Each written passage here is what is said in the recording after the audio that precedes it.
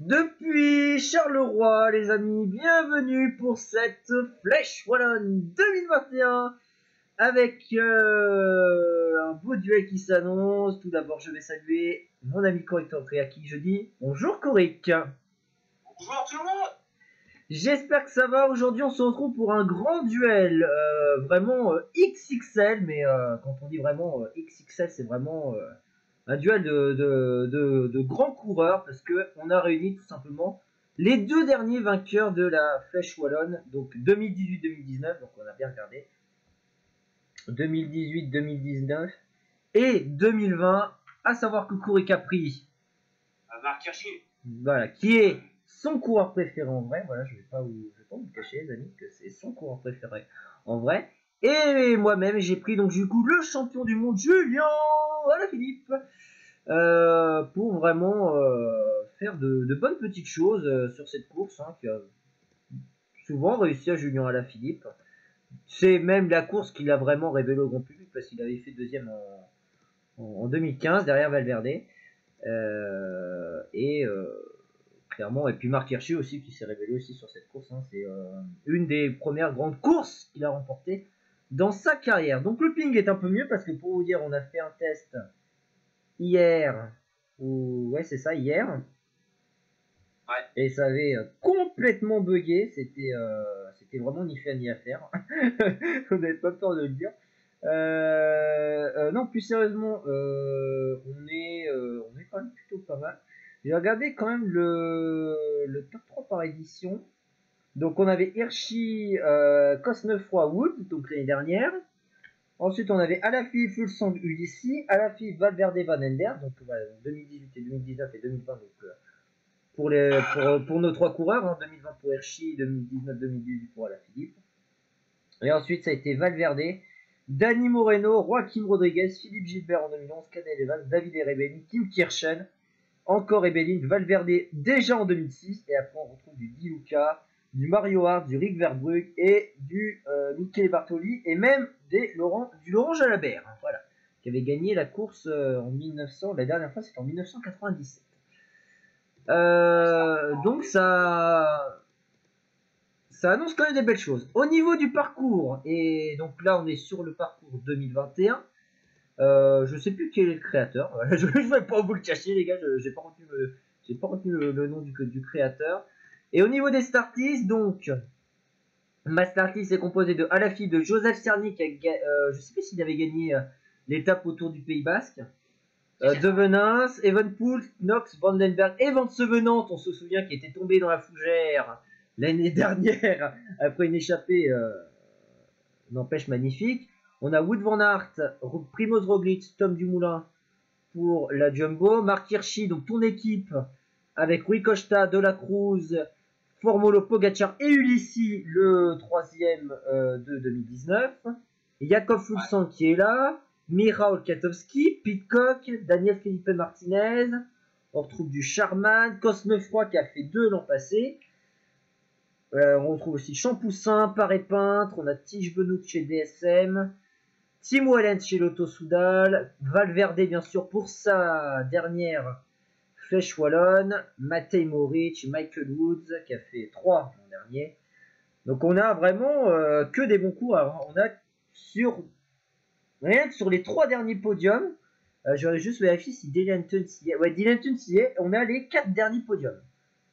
Les 4 derniers podiums, ouais, même 5 parce que Dan Martin avait fait 3 en 2016. Les 5 derniers podiums réunis, hein. C'est quand même énorme, hein. Ah bah, ça sera une course de mouvement, une course de côte, hein. Ouais, et aussi on a le podium de 2014. Du coup, devenez un petit, va donner les bidons. Donc on s'est mis en x4. On aura normalement la côte des refs. Je regarde un peu le parcours. On a la côte des refs. La côte des refs. Alors déjà on a le premier passage sur le mur de 8 qui va être non, la côte de Thon, côte de Grionne, la côte de Hautbois, la côte de Gives. Alors ensuite on a mur de 8, côte des refs, la côte du chemin des Gueux, je crois que c'est Murcer-Léonard, hein, si je dis pas de bêtises. Et ensuite 2 passages, et ensuite un troisième passage et la côte finale vers le mur de 8. Donc voilà pour le programme, mon cher, ça va être intéressant. peu ce que la course va donner. Voilà. Est-ce qu'on va avoir une course maîtrisée par les deux quenins comparé à d'autres équipes? Est-ce qu'on va avoir une course débridée? Ça, on ne sait pas encore. Ouais, alors que moi j'ai mis quelques hommes à rouler. Hein. J'ai vraiment mis les coureurs qui savent rouler, hein, voilà. Hein, parce que je pense pas que Van Ledberg va être précieux pour le comment ça s'appelle pour le mur de vie, même si il grimpe plutôt pas mal, hein, on va pas se le cacher. C'est un bon coureur. Cerny, voilà, il fait quand même des bonnes petites choses. Voilà, on a mis quand même des coureurs à rouler. Mais voilà, on garde quand même le plus important. Moi, je pense que je vais plus me servir de 27 que de Remco Evenepoel, même si bon, Remco Evenepoel peut faire quelque chose. Hein, mais ça m'étonnerait, hein, la carte va être plus pour Julien Philippe. Par contre, là, on arrive sur une grosse route étroite là. Le placement va être important. Ouais, et les routes vont être de plus en plus étroites là. Il va casser. Ouais, 24 en plus là. Qu'est-ce qui s'est passé? Il y a eu une chute ou quoi? Il y a eu un embouteillage, j'ai l'impression, dans la côte. Hein. Ah, faut être derrière du peloton, hein, comme tu l'orange à la bière. Ouais, non. Ça s'est peut-être reformé, mais Jumbo roule hein, avec Tobias Foss. Il y a Hugo Hull qui roule. Attention à ces phases de course là. Faut que le peloton reste placé. Il y a une chute, je crois, derrière, non? Je crois que j'ai vu un coureur qui est. Ouais. Peloton à 82. Du moins, un coureur qui a dû avoir une crevaison, mais ça n'a pas été indiqué. Ou alors, à moins que ce soit quelqu'un qui a dû chercher un bidon. Voilà, qui a dû peut-être chercher un bidon pour son équipe. La côte de Givre, on est vraiment sur les routes wallonnes, hein, qui sont vraiment aussi étroites. Marc Hirschi, il est positionné, je le vois, avec avec Pogacar, normalement, qui doit pas être très très loin. Tadej Pogacar. Il est parti chercher les bidons. Ouais. Ah, il est parti chercher les bidons carrément. Ah oui, d'accord. Il a pas peur quand même d'envoyer Pogacar chercher les bidons. À moins que tu le contrôles pas, c'est peut-être pour ça aussi. Ah non, mais il y a que ici que je contrôle pas. Et puis ici. Bon, encore, t'aurais pu laisser Diego ici chercher les bidons. Hein. Allez, 10 km avant le premier passage vers le chemin de Chapelle, là. Enfin, chemin de croix, si on peut appeler ça comme ça, parce que c'est mur de vie. Et que c'est plein de petites chapelles, là, qui sont au bord de la route. Voilà. Ouais. Ouais, ou même Rudy Mollard qui est encore craché au bord de la route. Je sais pas d'ailleurs s'il y est un Rudy Mollard. Je vais pas regarder malheureusement. Ah, c'est une course assez rapide, hein, l'air de rien. Ouais, Joseph Sarny qui mène le groupe. Allez, attention, la descente, la rapide vers lui. Le passage là, c'est hyper étroit, hein, ce passage là. Et là, on tape dedans. Là, on tape dans le cul là. C'est dur là. Ah, c'est vraiment bien, par contre avec les barrières et tout, ça rend super bien. Ouh, c'est super dur là, c'est impressionnant. Alors que ça a accéléré d'un coup, hein. Ça a accéléré d'un coup sous l'impulsion de Tobias Foss notamment. On n'est plus que 49 dans le peloton. Ouh, ça roule très fort. Je pense qu'on va pas être nombreux à l'arrivée. Moi je vous le dis les gars, on va pas être nombreux à l'arrivée. À la Philippe qui s'est replacé. Ouais, c'est une course. C'est une grosse course mais très intéressante. Hein. Ouais, je pense qu'au final Remco Evenepoel va être d'un bon secours. Hein, à mon avis. Je pense que Remco Evenepoel va être d'un bon secours au final. Hein.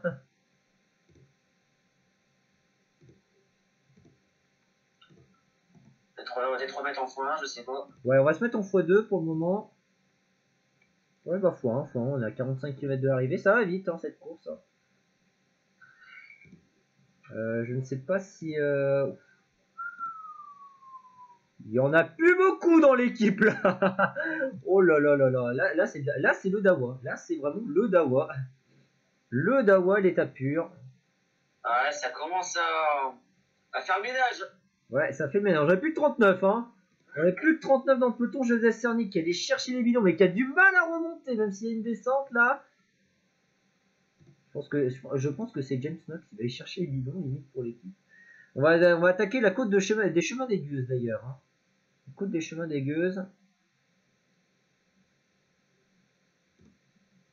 Allez, 27 au pire qui va aller nous chercher des bidons là.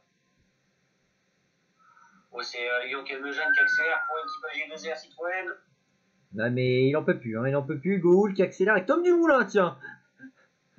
Alors s'il est de retour, ouais, ce serait quand même un beau comeback. Hein.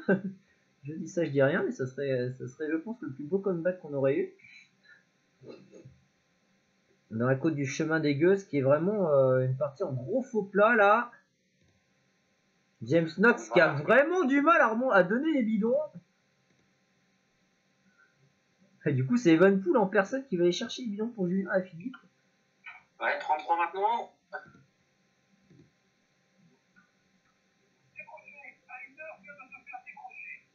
Il y a un coureur qui s'est fait décrocher. Hein. Apparemment un leader. Allez, Alaphilippe qui a son bidon désormais. Le second passage va faire être placé. Il va falloir extrêmement être bien placé. Hein. Là.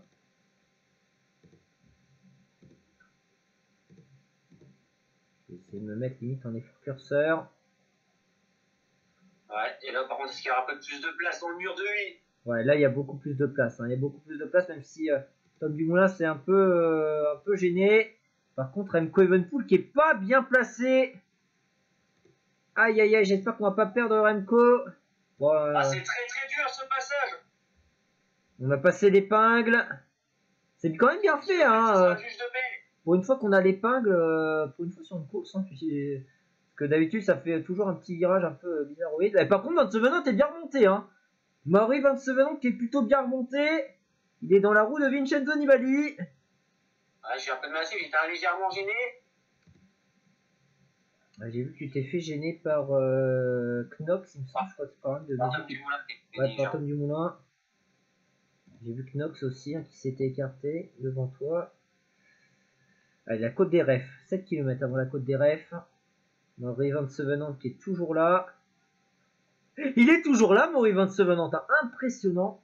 Le petit Maury Van Sevenant. Impressionnant de facilité, le Pax. Ouais. Alors que ça temporise un peu là. Ça temporise. Voilà, les Astana qui ont peut-être passé. Et oui. Ouais, les Astana qui passent. Je le sens, hein, qui va être peut-être en forme, hein, peut-être dans cette course. Il y a un groupe de 13 avec Knox d'ailleurs, hein, James Knox qui est dans un groupe un petit peu plus loin. Alors que Van Sevenant remonte, il remonte. Maury Van Sevenant. Il va peut-être pas mener le train, mais bon. Il y a 20 km de l'arrivée. Et bon, il est toujours là, Maury Van Sevenant, hein, le coureur qui s'est lui aussi révélé sur la flèche wallonne, Maury Van Sevenant. Alors qu'on voit un gros travail de Tadej Pogacar pour Marc Lachips. Marc Hirschi qui est là, attaque de... Enfin non, c'est une accélération plutôt de Hugo Hull. On attendait de forcer le destin ici. C'est le destin de... Non, je rigole. Désolé. Oh, je voulais pas choquer. Ah, on essaie de durcir la course. Ouais, ça a durci un peu de partout. Hein. Ça durcit un peu de partout. Van Sevenant qui s'est écarté. La côte du chemin des Gueuses qui est dans 5 km.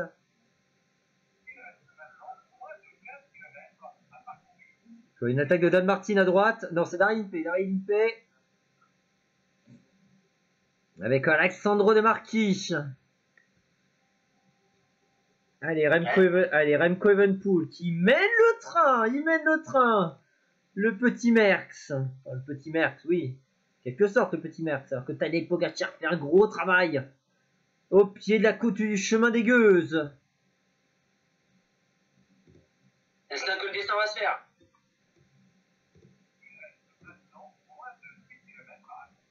Allez. C'est pas mal ça. C'est une belle phase de course là. Phase de course très intéressante. Attaque de Roglic. Attaque de Primoz Roglic. On est plus 7. Attaque de Roglic. On a vu une attaque de Primoz Roglic. On a vu Wout van Aert aussi. Bien positionné Wout van Aert. Plus que 6. Un groupe d'hommes forts qui s'est dégagé dans la côte. Il va falloir tenir jusqu'au mur de lui maintenant. Ouais. Allez Remco. Allez, le travail là de Remco Evenepoel là. Avant la descente. Ah, il est bien. Remco qui est cuit. Remco il est cuit. Il y a un retour de Dylan Teuns derrière. Retour de Dylan Teuns. Allez, moi je vais mener là dans cette partie un peu étroite.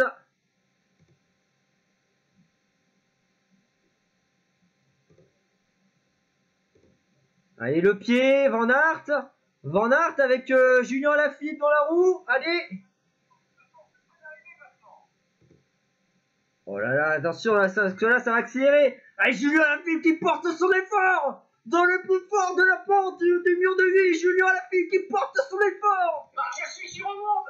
Ouais, Hirschi qui remonte, Van Aert. Van Aert avec Julien Alaphilippe, Wout Van Aert. Wout Van Aert, il en peut plus. Non, c'est Van Aert. C'est Van Aert. Devant Julien Alaphilippe. Et Marc Hirschi fait 3. Impressionnant. On a eu un gros final. On a eu un énorme final. Entre, pour nous, les 3 meilleurs punchers du monde. Wout Van Aert, Julien Alaphilippe, Marc Hirschi. Je suis déçu parce qu'il n'y a de rien. Oh là là là là. Et derrière, c'est Tige Benoît. David Gaudu, qu'on n'a pas vu de la course, mais qui fait un beau top 5. Roglic, Cosnefroy. Ouais, Fulsang qui n'est que 15ème. On a Cosnefroy, Dan Martin, Katowski, Michael Woods pour compléter le top 10. Valverde qui est 11. Pogacar 14ème. Michael Google qui fait une belle 17ème place. Sharman et Barguil pour compléter le top 20 avec un Rui Costa aussi qui est 16ème. Je pense que tu as peut-être gagné le classement par équipe. Hein. Ah, je sais pas, mais bon, la course qu'on a faite a été...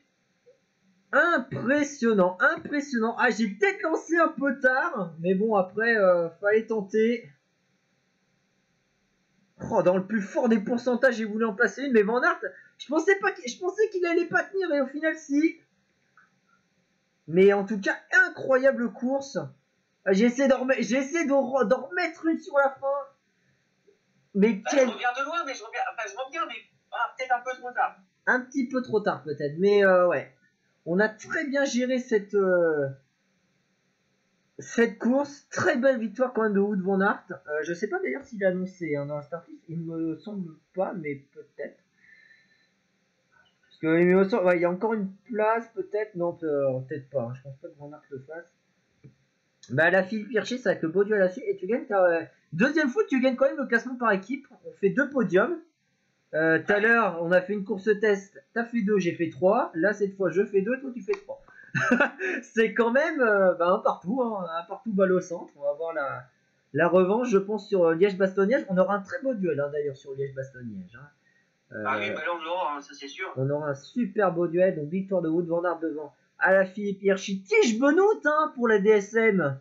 Qui fait 4ème, c'était peut-être lui le DSM, hein. J'avais peut-être confondu avec Romain Bardet, c'était peut-être Tige Benoît.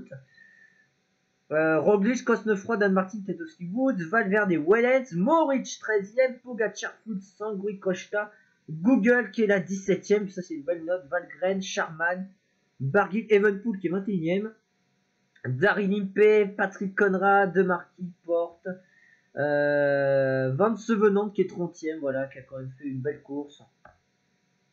Mais voilà, quand même, on a vu aussi Guillaume Martin qui était tombé, ouais, Romain Bardet, mais qui est beaucoup plus loin. Hein. Ouais. Incroyable course, les amis, de cette flèche wallonne. Pour l'instant, on en est rendu à une victoire. On a fait une victoire. Je sais pas si t'en avais gagné une. Non, alors ouais, t'avais fait la meilleure perf sur le ronde. 4ème, ouais, 4ème, moi 5ème. Bon, on se suit, hein, limite, hein, on se suit parce que bon, quand je gagne Paris-Roubaix, bon, on avait le sprint à 16, tu fais 4, enfin 3 ou 4. Là, sur. Bon, alors M16, c'est un peu plus compliqué parce que c'était passé n'importe quoi. Surtout l'embouteillage. Là, on fait 2 et 3. Donc, ouais, ça promet être un beau Liège. Hein. Ça promet être un beau Liège. On va voir avec qui on le fera, mais ça promet quand même un beau Liège-Bastogne-Liège. Bon, en tout cas, merci Coric. Et du coup, Liège-Bastogne-Liège, dimanche. Ça va être impressionnant. Et puis, on aura le Giro. On va voir avec qui on le fera. Mais il y a un beau duel qui se prépare. Il y a un beau duel qui se prépare. Je vous le dis d'avance, il y a un beau duel qui se prépare. Sur ce, je vous laisse. Portez-vous bien, les amis. Merci à tous. Et à dimanche du coup pour la flèche, pour la flèche, non c'est pas c'est pour Liège-Bastogne-Liège, troisième étape pour la doyenne, la troisième étape de ce parcours, enfin de ce triptyque ardennais. Sur ce, à la prochaine, à dimanche. Salut!